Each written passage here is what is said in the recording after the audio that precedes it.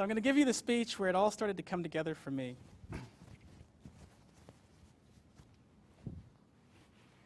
The best doctor in the whole wide world does more than stitch up cuts, push pills, and take out tonsils. He gives people hope. Fellow Toastmasters, hope is the best medicine because you can't always cure people, but you can give them strength to push on, and that's what hope does. It gives you strength even when you're dying. Now, Miss Mamo was obviously dying. She had lots of tubes. Tubes to her wrist, tubes to her nose, tubes to this big machine that went doop, doop. She had thick, beautiful hair once, but it was all gone. And so were all the relationships that she took for granted. And she accepted dying from cancer because she had to. But nobody can accept dying alone without hope, and they don't have to. They just need help from the best doctor in the whole wide world.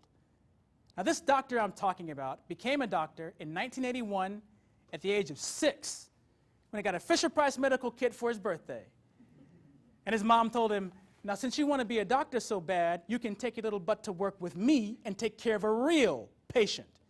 Now, yes, there had been a few mishaps with the neighborhood pets. So this time, Mom chose the patient, Miss Mamo. You see, the boy's mom was a nurse in the ICU, which, by the way, never made much sense to him. Every time somebody mentioned it, he just said, well, I see you too. But I'm digressing. What the boy remembered most about his first visit to the ICU was the smell. It smelled like somebody threw up or somebody's puppy had an accident, and whoever cleaned it used buckets and buckets of Pine Sol to try to hide the smell. But fellow Toastmasters, no matter how hard grown folks try, they can't hide the stench of despair, suffering, or hopelessness from children. By the time that boy got to Miss Mamo's room, he didn't want to be a doctor anymore, especially not when his mom told him to go inside all by himself. I don't want to, he told her. Well, why not? Because she's scary looking. That lady's bald-headed. Boy, you gotta hold your voice down. I'm serious, Mom, I'm just a kid. You're a nurse, you go. I tried to, she told him. But I can't. And she cried. And the boy said, I'm sorry, Mommy. I'll go. Now, Miss Mamo must have known that boy was coming because as soon as she saw him, her eyes got really big like it was Christmas. And she said, ha-hoo! That's how old black women talk. She said, oh, sweet baby Jesus. The boy said, no, I'm your doctor. Well, of course you are, baby. What kind of medicine do you practice? My mom says I'm a good doctor, so I don't think I have to practice. I want you to take a deep breath and blow out all the candles on the birthday cake, just like this for me. Again. Very good. Now I want you to stick out your tongue and go, ha. Again. Ha. Very good. Well, your heart's beating 55 miles per hour. And that's normal. Your breath is a little stinky, but it's nothing I think you need to worry about. I'm going to prescribe you what my mommy gives to me. If I may see your arm, please. If those kisses wear off during the night, I want you to take 2 Hershey's Kisses and then call me in the morning. They're paging me. I have to go. And fellow Toastmasters, he did go. Every day that entire summer. Boy went inside, Mom stayed outside. And for the first time in a long time, Miss Mamo was hopeful. She went from waiting to die to dying to live each day for one more visit from the best doctor in the whole wide world. Until one day, during a routine checkup, Miss Mamo went, and that machine that goes, doop, doop, started going, doop, doop, Doo-doo-doo-doo, and a nurse ran inside the room. And the machine beeped even faster.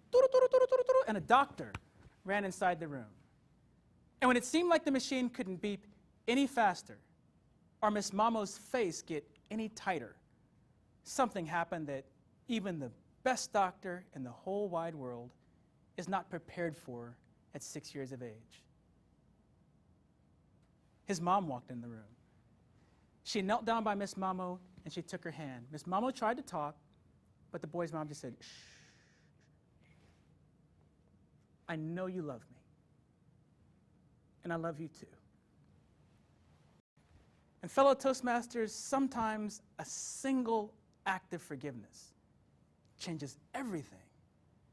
Miss Mamo relaxed, she looked peaceful, and that machine went, doo.